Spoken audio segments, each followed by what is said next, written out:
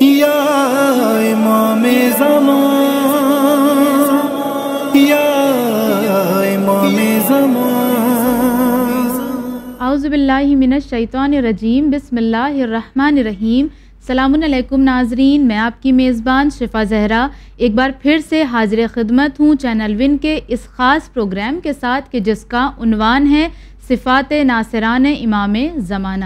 ناظرین محترم، کون امام زمانہ کا ایسا چاہنے والا ہوگا کہ جو یہ نہ چاہتا ہو کہ امام زمانہ کا ظہور جلد از جلد ہو جائے؟ کون ایسا ہوگا جو یہ نہ چاہتا ہو کہ اسے بھی یہ موقع ملے کہ وہ امام زمانہ کا دیدار کر سکے؟ یہ مسجدوں سے، مجلسوں سے دعائے فرج کی آتی ہوئی صدائیں، لوگوں کے لبوں پر اللہم عجل ولیک الفرج کی صدائیں یہ بتا رہی ہیں کہ لوگ اپنے وقت کے امام کے منتظر ہیں، اپنے امام کو بلا رہے ہیں، پکار رہے ہیں۔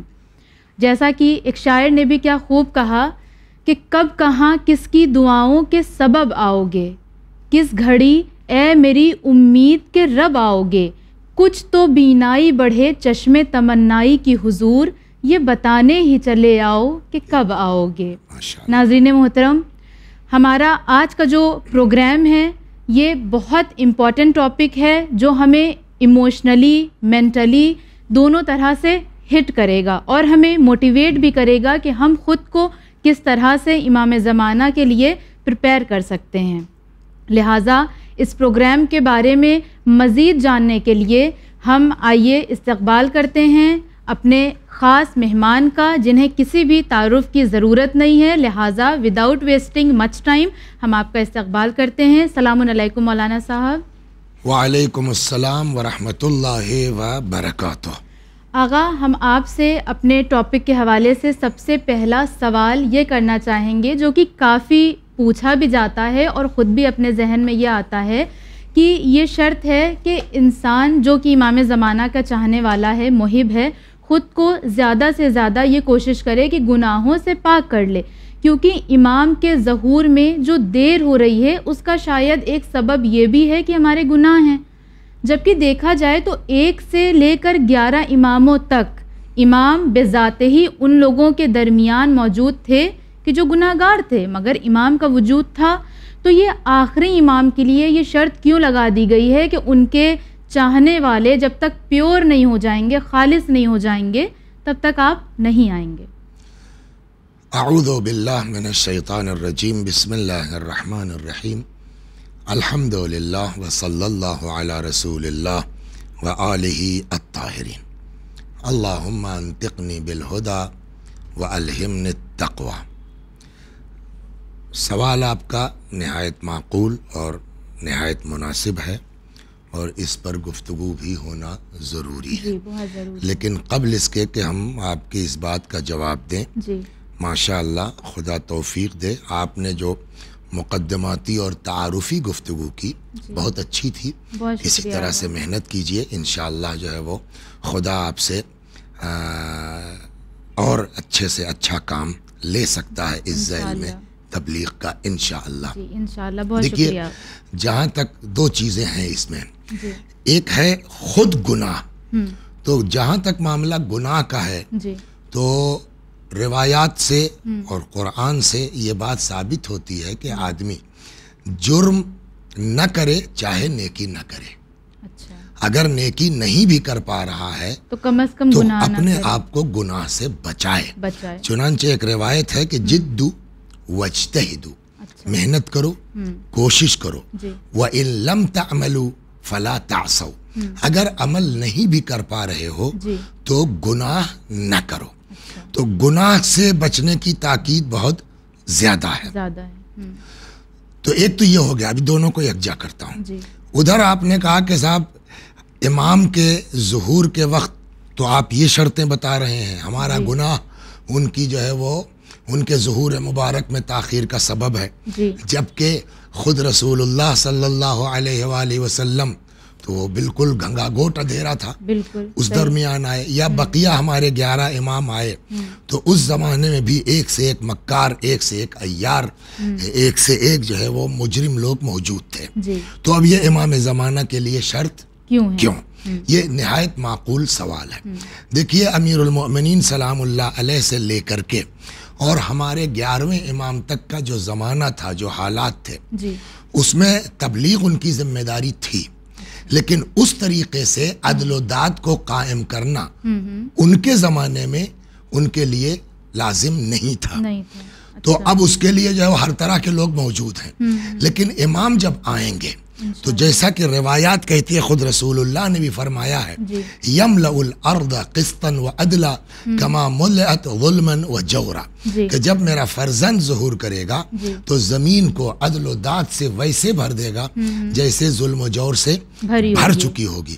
تو اب اس کے لیے افراد کی ضرورت ہے، اس کے لیے خالص لوگوں کی ضرورت ہے کہ جو امام کے اس امور میں امام کا ساتھ دے سکے.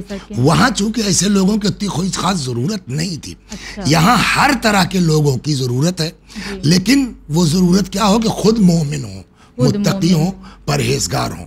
اس لیے جو ہے وہ ہمارا گناہ حضرت کے ظہور میں تاخیر کا سبب بنتا ہے. یہاں تک کہ روایات کہتی ہیں کہ جب تک 313 خالص لوگ نہیں آ جائیں گے، اس لیے کہ ان کو وہ ساری تیاری کرنا ہے امام سے متعلق، اس کیا کہتے ہیں حکومت عالمی جس کو کہا جائے، جہانی حکومت کے لیے. اس لیے ایسے افراد کا وجود نہایت لازم اور ضروری اور واجب ہے. اچھا، اسی لیے یہ شرط ہے تاکہ امام کو زیادہ سے زیادہ مدد مل سکے. ایسے مددگاروں کی ضرورت ہے جن کے اندر ذرہ برابر کہیں سے کوئی دخل، جیسے امیر المومنین کے زمانے میں تھے تو امام کے ساتھ، آپ غور کریں گے، تھے امام کے ساتھ، لیکن ذرا سا ادھر جھنڈا بلند ہوا، لا حکم الا للہ کا، اپنی فوج میں بغاوت ہو گئی اور خارجیوں کا وجود ہو گیا. تو اب ایسے افراد امام کے زمانے میں کارآمد نہیں ہو سکتے، ان کو وہ پوری حکومت قائم کرنی ہے، تو وہ 313 ایک دم خالص چاہیے. اچھا تو آغا، لیکن اس کے علاوہ دیکھا جائے تو امام کے بہت چاہنے والے ہیں، لا تعداد ہیں جو امام کا انتظار کر رہے ہیں، لیکن جن اصحاب کا ذکر ہوا ہے تو وہ 313 فقط بتائے گئے ہیں. تو ایسی کون سی خاص صفات ہیں ان کے اندر کہ فقط 313 ہی سلیکٹ ہوئے ہیں؟ 313 وہ لوگ ہیں کہ جن میں کسی، دیکھیے بقیہ تو مومن لوگ ہیں، وہ جائیں گے، شریک ہو سکتے ہیں بعد میں، ایسا تو نہیں ہے کہ تعداد صرف 313 کی رہے گی.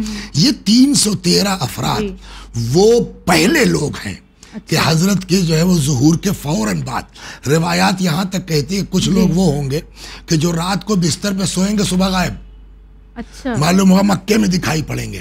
یا دن میں کچھ لوگ ہوں گے کہ جن کو دیکھا جائے گا کہ بادلوں پر چڑھ کے چلے جا رہے ہیں. تو یہ 313 وہ مخلص لوگ ہوں گے کہ جن کے اندر کسی قسم کوئی دغل فشل نہیں ہوگا. یہ پہلے مرحلے کے امام کے ناصروں میں ہوں گے، اس کے بعد تو لوگ جڑتے چلے جائیں گے. لہذا یہ 313 جو ابتدائی لوگ ہیں، ان کے اندر کسی قسم کے کوئی عیب نہیں ہونا چاہیے، اور یہی مین ہوں گے گویا کہ. اچھا، یہ مین ہوں گے، لیکن ایسا نہیں ہے کہ صرف یہی ہوں گے، ان کے علاوہ بھی ہوں گے.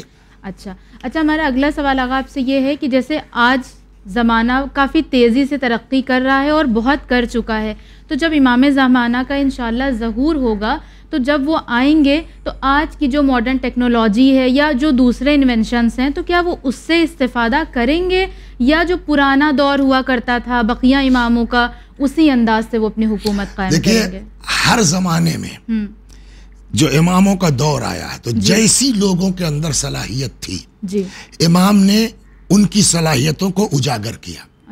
جیسے 5ویں امام کے زمانے میں، 6 امام کے زمانے میں تھوڑا موقع ملا، تو اسی زمانے میں آپ کو اگر مطالعہ ہے، ماشاءاللہ اندازہ ہے کہ مطالعہ ہوگا، تو اسی زمانے میں جابر جیسے سائنٹسٹ امام نے، جابر بن حیان جیسے لوگ جو ہے سائنٹسٹ امام نے پیدا کیے.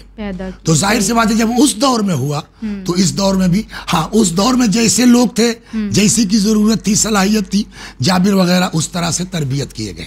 جب امام آئیں گے، اچھا ایک روایت اور امام کے لیے، وہ یہ ہے کہ ابھی تک آدمی نے اپنے دماغ کا پورا استعمال نہیں کیا ہے، لیکن روایت یہ کہتی ہے کہ جب حضرت کا ظہور مبارک ہوگا تو وہ جس کے بھی سر پر ہاتھ پھیر دیں گے اس کی عقل کامل ہو جائے گی. تو جب عقل کامل ہو جائے گی تو اس وقت کے اعتبار سے ایجادات ناممکن نہیں ہے. البتہ بعض روایات میں ہے کہ یہ جو 313 افراد ہوں گے, جو پہلا والا سوال تھا آپ کا, جب یہ لوگ پہنچیں گے وہاں مسجد نبوی میں, تو حتیٰ کہ ان کی تلواروں پر بھی ان کا نام اور ان کے باپ کا نام تک کا تحریر ہوگا.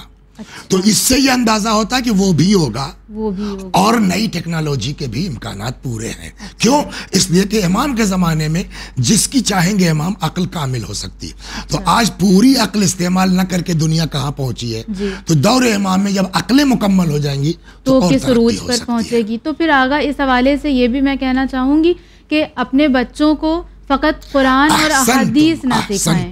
آج جو ہم کو ضرورت ہے ایک متدین, متقی, پرہیزگار ڈاکٹر کی ضرورت ہے, انجینئر کی ضرورت ہے, سمجھ گئے آپ, یا جس فیلڈ میں بھی ہے اس میں پرہیزگار لوگوں کی, متقی لوگوں کی ضرورت ہے. ہم اپنے لڑکوں کو ڈاکٹری پڑھائیں, لیکن اگر اس ڈاکٹری میں نیت ہماری یہ ہو کہ ہمارا بچہ ڈاکٹر بن جائے تاکہ جب امام کا ظہور ہو تو اس وقت وہ زخمیوں کے کام آ سکے, تو یہ تو بہت بڑا جو ہے وہ ثواب کا کام ہے. بالکل صحیح بات ہے. تو یعنی آج کے دور میں ہمیں اپنے بچوں کو اس طرح سے تیار کرنا چاہیے تاکہ وہ ناصران امام زمانہ بن سکے, شامل ہو سکیں. بے شک. بہت شکریہ آقا. اچھا, میں آپ سے یہ سوال کرنا چاہوں گی کہ جیسے کوئی شخص ہے اور وہ اس دنیا میں اس طرح سے زندگی گزار رہا ہے جیسے واقعاً ایک امام کے چاہنے والے کو ہونا چاہیے, مثلاً ہر وہ عمل انجام دے رہا ہے, واجبات کو انجام دے رہا ہے, محرمات سے پرہیز کر رہا ہے, اور امام کے ظہور کا انتظار کرتے ہی کرتے وہ اس دنیا سے بیچ میں چلا گیا, تو اب جب کہ امام آئیں گے تو کیا اس کو کیا جزا ملے گی؟ اس کا جواب دعائے عہد میں موجود ہے. اچھا. دونوں صورتیں ممکن ہیں. ایک تو یہ ہے کہ ہم الاجل کہتے اس دنیا سے چلے گئے, تو کچھ افراد وہ ہیں کہ جن کو سب کی بات نہیں ہے, جن کو اللہ جو ہے وہ پلٹائے گا. اچھا. وہ اس دنیا میں آئیں گے اور امام کے ساتھ وہ شریک ہوں گے, امام کے ناصروں میں شریک ہوں گے. لیکن اگر وہ نہیں بھی پلٹائے گئے تو اس کا اجر ان کو اللہ وہاں آخرت میں عطا فرمائے گا یقیناً انشاءاللہ. اچھا, تو یہ جو بعد میں اللہ امام کے ناصران میں شمار کرے گا, تو ہم یہ کہہ سکتے ہیں کہ کافی لوگ, اچھے خاصے لوگ روایات میں ہے کہ جو دوبارہ زندہ کیے جائیں گے, اور ایک پورا رجعت کا کانسیپٹ ہمارے یہاں اسی عنوان کے اوپر ہے, بشرط یہ کہ اس کی پھر زندگی ویسی ہی رہی ہو کہ جیسے امام چاہتے ہیں. نہیں, ایک بات اور کہہ دیں, اس میں جو ہے وہ رجعت والا موضوع تو کسی اور کے ساتھ کیا ہے, اس میں دونوں طرح کے لوگ پلٹائے جا سکتے ہیں. جو بہت مومن ہیں وہ نصرت کے لیے پلٹائے جائیں گے, جنہوں نے بہت زیادہ مظالم ڈھائے ہیں اچھا وہ بھی پلٹائے جائیں گے تاکہ ان سے باقاعدہ انتقام لیا جا سکے. اچھا, یعنی جنہوں نے اپنی زندگی میں بہت گناہ کیے ہیں ان کو بھی دوبارہ گناہ کیے ہیں, یا مظالم جنہوں نے بہت زیادہ کیے ہیں بہت زیادہ. ہمارا اگلا سوال آپ سے یہ ہے کہ جیسے کہ آپ نے ناصران امام زمانہ کے بارے میں بتایا, اتنے موجود رہیں گے, تو کیا صرف مرد حضرات ہوں گے یا اس میں خواتین بھی شامل ہوں گی؟ دیکھیے, اس میں مرد بھی ہوں گے. اچھا. اور یہ نہیں کہ امت پیغمبر سے ہوں, پچھلی امتوں سے بھی آ سکتے ہیں. اچھا. بلکہ ایک خارکن جوان کا ذکر ملتا ہے جناب عیسیٰ علیہ السلام کے ساتھ. جب عیسیٰ علیہ السلام آئیں گے تو وہ خارکن بھی آئے گا عیسیٰ کے ساتھ. تو پچھلی امت ایک شخص ہے, ایک شخص ہے جو جناب عیسیٰ کے ساتھ تھا, اور اس میں بھی آئیں گے. تو صرف مردوں کی بات نہیں ہے, روایات میں یہ باتیں ہیں کہ تقریباً 13 عورتوں کی بات ہے. اچھا, یہ 13 عورتیں انہیں خاص میں ہوں گی, ورنہ اس کے علاوہ بھی ہوں گی؟ نہیں, یہ الگ, وہ 313 تو الگ ہیں. 13 عورتیں ہوں گی جو اس دنیا میں پلٹائی جائیں گی, جن کا کام ہوگا زخمیوں کا علاج اور مداوا کرنا, ان کی مرہم پٹی کرنا, جیسے رسول کے زمانے میں ہوا کرتا تھا. تو اس طرح سے 13 عورتوں کا ذکر آتا ہے. اچھا. اور اسی طرح سے چونکہ خواتین کا ذکر ہوا ہے, تو ایک خاتون تاریخ کے صفحات پر جن کا نام ملتا ہے سیانہ ماشتہ یا مشاتہ, ایسا ان کا نام ہے, ان کے بارے میں ہے کہ وہ بھی رجعت کریں گی. تو میں چاہوں گی آپ تھوڑا سا رجعت پر روشنی ڈالتے ہوئے ان کے بارے میں بتائیں کہ ان کے اندر ایسی کون سی کوالٹی ہے کہ ان کو اتنے پہلے سے ہی یہ سند مل گئی. ان کی کوالٹی بڑی زبردست ہے. اگر ان کی داستان سنیں نا تو واقعا نہ جانے ہزار مرد ان کے ایمان کے مقابلے میں نہیں آ سکتے. سیانہ ماشتہ. ہاں, مومن آل فرعون کہے جاتے ہیں, نام ان کا حزقیل تھا. اچھا، یہ حزقیل کی زوجہ ہیں. حزقیل سیانہ معاشطہ یا مشاطہ جی یہ حزقیل کی زوجہ ہے. حزقیل خود جو ہے مومن آل فرعون کا، یعنی شوہر بھی مومن ہے. جی. یہ بیچاری ان کی جاب تھی فرعون کے یہاں. اچھا. اور فرعون کے یہاں کیا جاب تھی، بلکہ فرعون کی لڑکی کی یہ جو ہے وہ دیکھ ریکھ کرتی تھی، اس کے بالوں والوں کو کنگھی کرنا، سنوارنا، سجانا. جی. تو ایک دن اتفاق یہ ہوا کہ وہ فرعون کی لڑکی کو کنگھی کر رہی تھی، وہ کنگھی گر گئی. اچھا. تو اس کو اٹھانے کے لیے جو گری تو منہ سے نکل گیا بسم اللہ. اچھا اچھا. تو اچھا فرعون تو خدائی کا دعویٰ کر چکا تھا، اس کی بیٹی بھی اپنے باپ کو خدائی سمجھ رہی تھی. اچھا. تو اس نے کہا کہ ہمارے ابا کو کہہ رہی ہو تم؟ اچھا. تو اس نے کہا جی نہیں، بلکہ میں اس اللہ کی بات کر رہی ہوں جو تم میرا بھی اللہ ہے، تمہارے باپ کا بھی اللہ ہے. اچھا. یہ سن کے ظاہر سے بات ہے کہ صاحب فرعون کی بیٹی تھی، اس کو کہا میں اپنے ابا سے کہوں گی، کہا جاؤ کہہ دو میں ڈرتی ہوں کیا تمہارے ابا سے. اس نے جا کر کے فرعون سے نقل کر دیا کہ وہ تم کو اللہ نہیں کہتی اور کہتی کہ تمہارا بھی اللہ ہے کوئی. اچھا اچھا.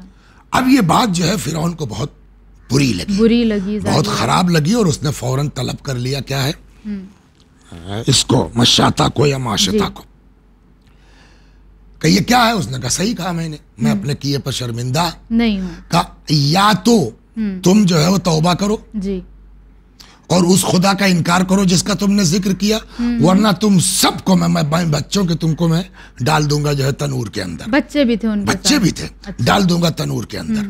تو اس مومنہ نے کہا کہ مجھ کو کوئی پرواہ نہیں ہے، ڈال دو. تو کہتے ہیں کہ باقاعدہ جو ہے وہ تانبے کا ظاہراً یا پیتل کا وہ باقاعدہ تنور آگ سے جو ہے وہ بالکل تیار کیا گیا. جی جی. اور پہلے اس کے ایک بیٹے کو ڈالا گیا. اچھا. اور یہ مومنہ دیکھ رہی ہے. اچھا. کون سی ماں ہوگی دنیا میں جو اس منظر کو دیکھ کے برداشت کر سکتی ہے؟ جب بات آتی ہے تو چاہے جتنا موٹیویشن ہو، لیکن انسان ایک وقت کو ہے نا، لیکن وہ دیکھتی ہے. پھر دوسرے بیٹے کو ڈالا گیا. ایک بیٹا جو ہے اس کا شیرخوار تھا. اچھا. تو اب اس میں ذرا سا اس سے کچھ زیادہ لگا ہوتا ہے جو ہے وہ، تو تھوڑا ہچک سی آئی. تو بعض روایتوں میں ہے کہ قدرت الہی سے وہ بچہ بول پڑا. اچھا. اس نے کہا اماں گھبراؤ مت، ہم حق پر ہیں، کود جاؤ. تو وہ بچہ بھی اور خود وہ کود گئی، مومنہ بھی جو ہے وہ اس تنور میں چلی گئی. اچھا. اسی بیچ روایت یہ کہتی ہے کہ آسیہ جو فرعون کی زوجہ تھی، اس کی آنکھوں سے پردہ ہٹا اور اس کو کیا دیکھتی ہے کہ وہ اس سیانہ کو فرشتے اس کی روح کو لے کے اوپر جا رہے ہیں. اچھا. تو یہ مومنہ تو تھی. جی جی. اس منظر کو دیکھ کر کے اس کا اور مضبوط ہو گیا. اچھا. جب آسیہ جو ہے وہ واپس آئی اور انہوں نے کہا کہ تم نے یہ کام غلط کیا، تمہارا یہ کام ٹھیک، فرعون سے کہا، فرعون کو نہیں، تم نے کیا کیا یہ. جی. تو فرعون نے کہا لگتا ہے تم بھی اسی طرح پاگل ہو گئی ہو. تو اس نے کہا کہ میں پاگل واگل نہیں ہوں، میں بھی ایمان رکھتی ہوں اس اللہ پر. اچھا. تو فرعون نے کیا کیا، پہلے تو آسیہ کی ماں یعنی اپنی ساس کو بلوایا. اچھا. ہو کہا بھائی اس کو سمجھاؤ کہ تمہاری لڑکی پاگل ہو گئی ہے. تو جیسے ماں ہوتی ہے بیچاری ہے، بیٹا دیکھو اور یہ بادشاہ ہے، اس سے جو ہے وہ پنگا لینا ٹھیک نہیں ہے. کنارے لے جا کے سمجھایا، کہنے لگا اماں میں دیکھ چکی ہوں، میرا دل محکم ہے، کوئی مجھ کے میرے اوپر اثر نہیں ہوتا. وہ منظر دیکھ کے، وہ منظر دیکھ کے اور عقیدہ مضبوط ہو گیا. چنانچہ جب نہیں مانی تو وہ تو قرآن مشہور ہے کہ 4 کیلیں جو ہے ہاتھوں کے اوپر کیل ٹھونک دی گئی اور اس طرح سے جناب آسیہ کو بھی شہید کر دیا گیا. تو یہ سیانہ مشاطہ جو آپ کہہ رہے ہیں نا، روایتوں میں ہے کہ یہ بھی جو ہے وہ امام کے ظہور کے وقت رجعت کریں گی، کیونکہ انہوں نے اپنے وقت میں بہت بڑا سیکریفائز کیا ہے خدا کی راہ میں. انشاءاللہ.